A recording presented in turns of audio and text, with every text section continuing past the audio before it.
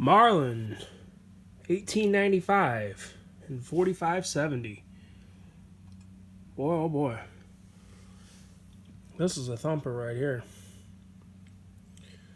This thing is within range, able to take just about anything on the planet. You know, from the Big Six in Africa, Big Seven, whichever one it is. I've heard 7 or 6. It's just a great cartridge. And speaking of the cartridges, we can start with the cartridge itself. The name 4570 comes from 45, which is the diameter of the bullet, and 70, which was the powder loading in it, 70 grains of black powder. Now, that doesn't mean anything anymore unless you're shooting it out of a black powder gun. These are loaded much, much hotter than, the 4570s of, the 1800s and stuff. And these new ones are not safe to shoot in older style guns. So be aware of that. These right here are very hot. They're like 3,800 foot-pounds of energy, 405 grain hard cast. They'll get the job done on just about anything. Obviously, you wouldn't want to use these rounds for deer, even though you could use the cartridge, but the hard cast is not really what you'd want to use for deer. And people have shot deer with these. It's whatever you want to use. I don't think it would be the first choice, but if this is what you got, yeah, you can use it. Absolutely. Hog gun, yeah, absolutely.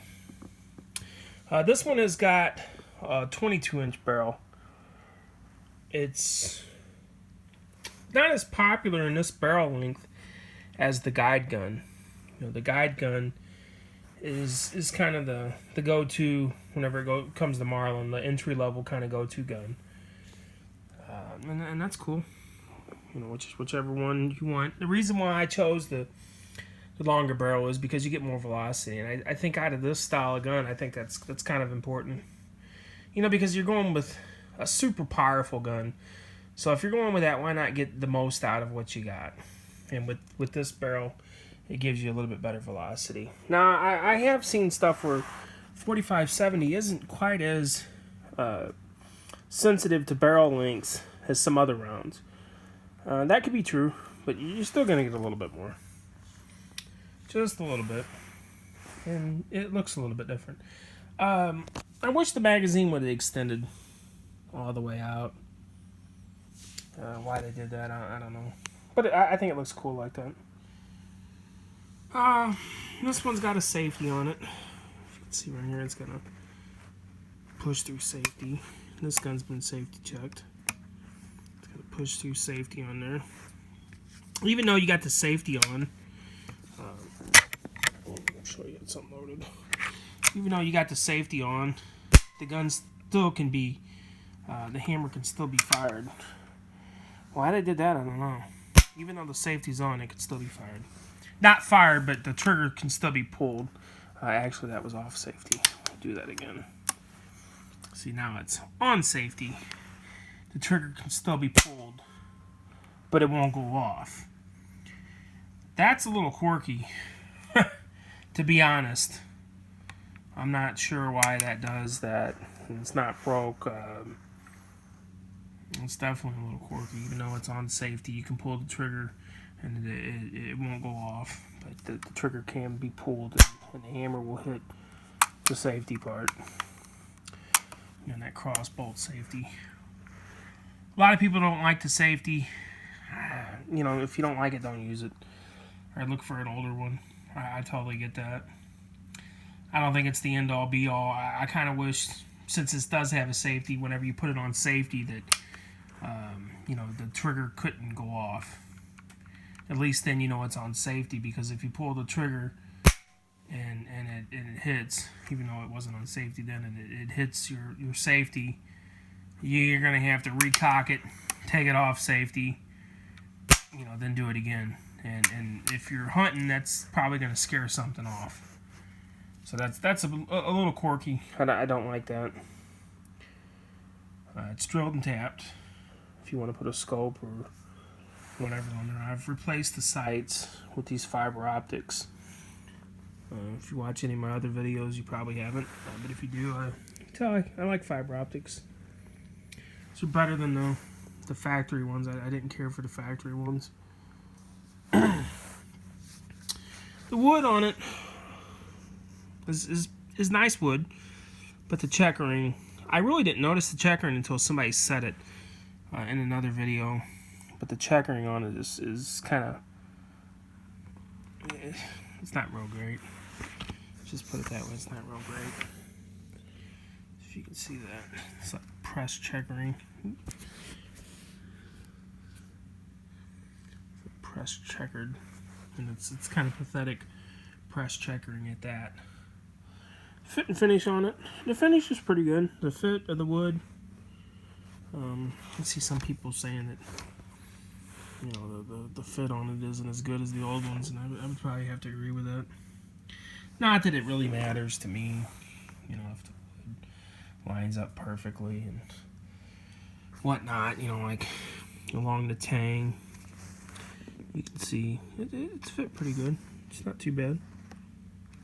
Okay. Got maybe a little bit more of a gap on that side than this side. Something like that on this gun, because it's a utilitarian gun. Doesn't really matter if it was an older gun and the fit and finish was off. And, you know, I could see where you'd be like, well, you know, I don't want to pay $900 for a gun that's supposed to be collectible. That something like that's off. But on a newer one, and this is a newer one. I think it's 4 or 5 years old. The quality, from what I've gathered, and I really don't have too many quality concerns about this gun. I get the one with the front sight. You know, it's a decent gun. You know, like I said, the safety. Some people have a concern about that. My concern is that the gun, even though it's on safety, you can pull the trigger, and you can see it's not hitting all the way. That's definitely quirky. The front sight, whenever I got it, that thing that you could just barely, you could push it out. You could push the factory sight out. So if you was to shoot this gun, that front sight would have went bye-bye.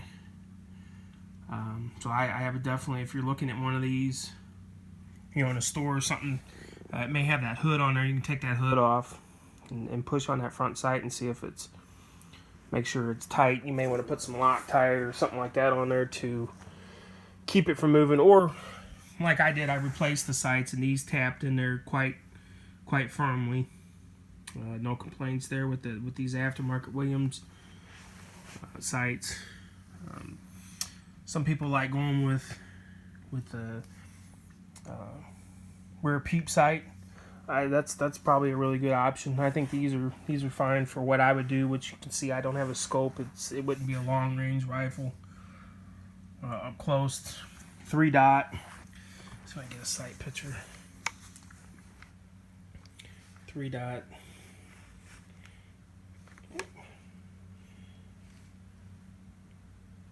Okay, I can't see that front side. I really can't line it up that good. You can see the back side. It's glowing pretty good. Front sight you really can't see, but you can see they pop out really quick. So these are gonna be quick, plenty accurate. They're adjustable. You can adjust this back one, elevation, windage. I think you tap it, and it's also got a set screw. If you can see right there, there's a set screw at the very front where once you tap it into place, you can you know, tighten it back down that way it won't move. And the front sight, I'd say once you get it sighted in, or try to get it, you know, laser sighted, you know, and lock it into place with some Loctite. That way you don't have it coming out on you.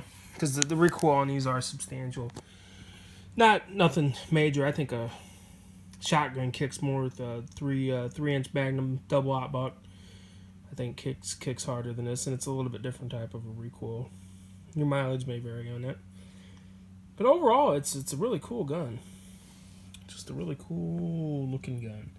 It's unusual because it's got that longer barrel, and I got it a little bit cheaper than the guide gun because of that. I think I paid $425 for this one, which was a really good deal, and it was used, but it hadn't been fired.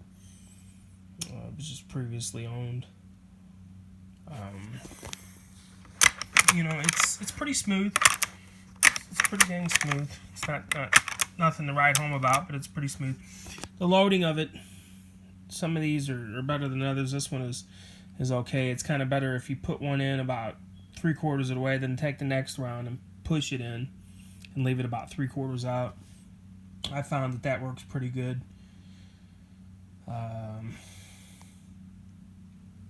I believe it's 4+1 is how many it holds. 4+1. So 5 rounds of 45-70 is probably going to get the job done, whether it be bear hunting, bear defense, T-Rexes, whatever. It's going to do pretty good. These right here are pretty cool. These shell holders. One little quirk about it, I kind of like leaving the shells in there. They just look cool. Dig them out of the safe, and it's like, oh yeah, man, that's cool. The shells are always with it, but over time, leaving these in there, you can see it corrodes the case and they get stuck. I actually had this happen before, and I put a little bit of oil in there to keep it from sticking, and they still stuck again. I actually just had to pop them out. So that could be something. If you do that, basically what I'm saying is make sure you take them out before you're getting ready to load them. You may want to, if they've been in there for a while, you may want to wipe them down with some oil and some steel wool, clean them up. Probably best not to leave them in there for an extended period of time. So these are kind of just in there for looks, more than anything. But I really like these on guns, even shotguns. These, especially the leather ones, they look good. And I actually stained this one a little bit with some leather stain, kind of help match the grain of the wood a little bit better. Not a really expensive sling on here. Does the job. It's like $15 or something like that. It's not too bad. kind of off color from the shell holder. The trigger on this is pretty good. It's pretty good. It's a little bit of weight behind it, but it's short and sweet. It's no creep. It's just a little bit of weight. Nothing substantial. As far as what you can fire through this, pretty much anything, any 45-70 round will be able to be fired in these. Like I said, some of the Springfield trap doors and stuff, you do not want to shoot these new modern loads out of it at all. You'll end up hurting yourself and blowing up the gun, and there's a lot of literature and videos on that, so I'm not gonna go too much into that. But one of the great things about a 45-70 is the power factor from being around 1,000 foot-pounds of energy up to 4,000 foot-pounds of energy. It's 44 Magnum territory all the way up to almost 458. So that's pretty cool. 458 is going to have more range than this one. I think, I'm not really 100% positive, but I would assume a 458 is going to have more range, and a 458 is more powerful. 458 Winchester Magnum. Definitely, I believe this is more versatile because there's so many different types of loadings. You can go really hot or really light. Set around 1,000 foot-pounds of energy with some loads, which would be fine for deer. If you don't want to mess a deer up, you don't need to use the most powerful rounds on a deer. Bear, if you're bear hunting, or elk, moose, you may want to use something, more substantial, especially on a moose. Your range is going to be limited, not by a great amount, but by somewhat, compared to a Spitzer style round. This is going to drop. In some places, you can only use straight walled cartridges, like this. Straight walled means it's not, soda bottle down. just straight all the way. And you know, that may be one of the reasons why you want a 4570 in your area, is because it's big, it's powerful, but you can't use a 30-06, a 308, 243, 270, whatever, 300 Winchester Magnum, 338 Lapua. I don't know why you would use that on hunting, but I'm sure there's probably somebody that has.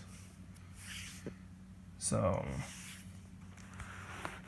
yeah, I mean, it's a cool gun. I recommend it. I almost sold it because I was gonna get the Henry all-weather 4570, which the Henrys are cool, but a lot of people have a problem with the tube loading. Instead of loading it through the gate on the side, you got to pull it out like a Marlin 22 and then feed them down and then put the tube back in. That is a downfall for some people. It wouldn't keep me from buying the gun. Now they're coming out, Henry's coming out with the side loading gate ones like this. Not in the 4570 that I'm aware of yet. They may have, but it's like the 3030 or 357. But they also still have the tube where you can load it through the tube or the side gate. That's up to you. I wouldn't discount, the other one, the Henrys, because of that. I know a lot of people do. I wouldn't. I would feel just fine with the Henry. Like I said, I might end up buying that Henry all-weather in 4570. Eventually. I think I'd probably still keep this one though. I had it for sale for a little bit, and it's no longer for sale, but I had it for sale for a little bit, and quite a few people were interested in it, but just nobody ever showed up. So, I kind of changed my mind on it once I put the sights on. I'm like, I think I'm gonna keep it. Like I said, with that longer barrel, I think the Henry's got an 18-inch barrel, so this is 22, so you're gonna get a little bit more velocity. And I definitely think that's warranted in this big of a round. A little bit extra velocity, because you're getting it for a reason, and the reason is it's a thumper. Brush gun, excellent brush gun. Way better than the 3030 as far as a brush gun goes, and in my humble opinion. And like I said, you can use heavier or lighter loads, depending on what you're hunting, or bear defense. Yeah, just the bluing on it's pretty good.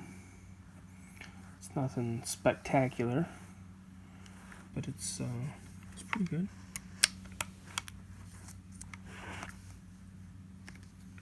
Wood on it, like I said, looks nice. The checkering isn't fantastic. I definitely recommend those sights for the price, and you can put them on yourself. They're like $50. They're not bad. I definitely think they're cost effective and an upgrade from the factory ones. The recoil pad on it is kind of hard. It's kind of like a rubber recoil pad. It's not really soft though. Should you buy one of these? Yeah, I'd say go for it. Or if you like the Henry better, or maybe a single shot. If you get one and you don't like it, somebody buy it. Somebody's looking for a 4570. If nothing else, just for the coolness factor that it gives you, which is one bad dude. It's a bad dude. I do believe the guide guns have a different stock. I think they're like a straight stock. It doesn't have this pistol grip. That may be something. See right there, see how it's got the pistol grip rather than that straighter stock. I kind of like the look of this one better than that, than the guide gun. So that with the longer barrel, maybe what turns you on this gun, it may be what turns you off of this gun. The guide gun, if you get the guide gun, I think it'd probably be even easier to sell if you decide you don't like it. You know, as far as the Henry is quite a bit more expensive. You know, they're, you know, in the $800 range on Gunbroker, you know, and then plus shipping and all that good stuff. You know, this one you can find these for, dare I say, about 600-ish, maybe 650. And there might be some specials where you can, you know, your gun store, maybe on Gunbroker, you can find one for $550. New, next to new. He said, I think this one was $450 or $425. I think it was $425, which I snatched it up quick. I think I got a good deal on it. I like it a lot. I think I put it for sale for like $550, and I had quite a few people, you know, asking about it. A lot of people wanting to trade Glocks, and you know, lots of trades. That was one of the bad things was trades. I was actually going to trade it for a US P45 at one point in time, and the guy had it on consignment, and he was kind of, you know, beating around the bush, and they didn't want to take it off consignment without him paying, and you know, whatever. I was like, you know, then, you know, don't offer the gun then if you can't, you know, if you're not gonna do what you got to do to get it to me. But yeah, I love just panning over these, looking at them. Just cool, very cool. Gun porn. That's what I call it.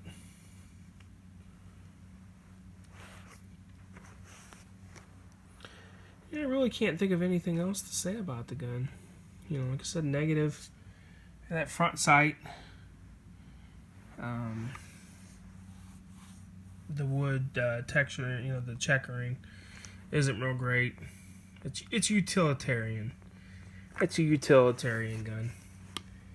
And they've got other ones, a little bit higher end models that probably a little bit nicer, you know, like the Trapper, you know, which has got a 16-inch barrel, and it's stainless. Very cool gun. More expensive, no doubt. You know, they're $800,000-$900,000. And then some of these older ones, you know, the TSS or STS, 1895. You know, some of those go for ridiculous amounts of money. $4,000 or $5,000. I'm not really a fanboy of something like that. So, you know, I don't think they're worth it unless it's just a collector's thing. You know, but you should be able to get one of these for in the $600 range. And if it isn't dire that you need one right now, you know, just keep your eye open for a little while. It took me a little while to find this one, but, you know, it's kind of a niche gun. It's kind of like a why not. So, you know, I took my time, and I ended up finding one for a decent price. You know, the ammo is not cheap. You're going to fork out for 20 rounds at least $25, $30. And then again, this isn't a gun you're going to shoot all day long, I wouldn't think. You know, the Hornady's, the FTXs, the Lever Evolution, you know, those are probably about the cheapest ones, unless there's some kind of cowboy load. You know, if you reload, you can do it for quite a bit cheaper. The ammo is definitely not cheap. You know, you probably take it out once a year, shoot a few rounds, maybe take it hunting. Definitely, like I said, a niche gun. You know, and then again, I mean, if you live in Alaska or something, you know, this may be your main squeeze. This may be the gun that you go to all the time. You know, or another gun chambered in this round. You know, like they got the 500 Smith & Wesson Magnum lever guns that are made by Longhorn Armory. They're expensive. You know, they're like $3,000. I think they're a much nicer gun than this one, no doubt about it. But for $3,000, it should be. But you know, 500 Smith & Wesson Magnum, The problem you have with that is it's a lot more expensive than this.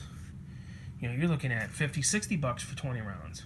Not that you can't get rounds for $50 or $60, but you can get into most of them, you know, for the $30 to $40 range for 20 of them.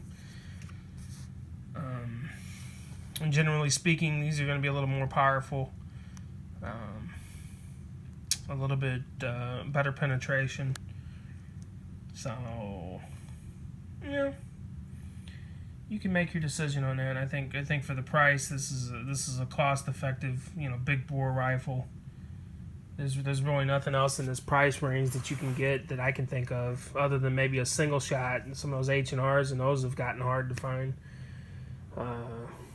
That can keep up with this gun for the price. You know, the quality of Marlin lately, and I think they've gotten better, you know, is something that you may want to question. As far as I'm concerned, it's fine. For the price, you know, I mean, you're not getting a $3,000 gun for $600. If you think so, then I'm sorry. Yeah, anyways, I'm gonna end it there. I think I covered everything on it, everything interesting about it. If you have any questions, comments, anything like that, let me know. Thanks.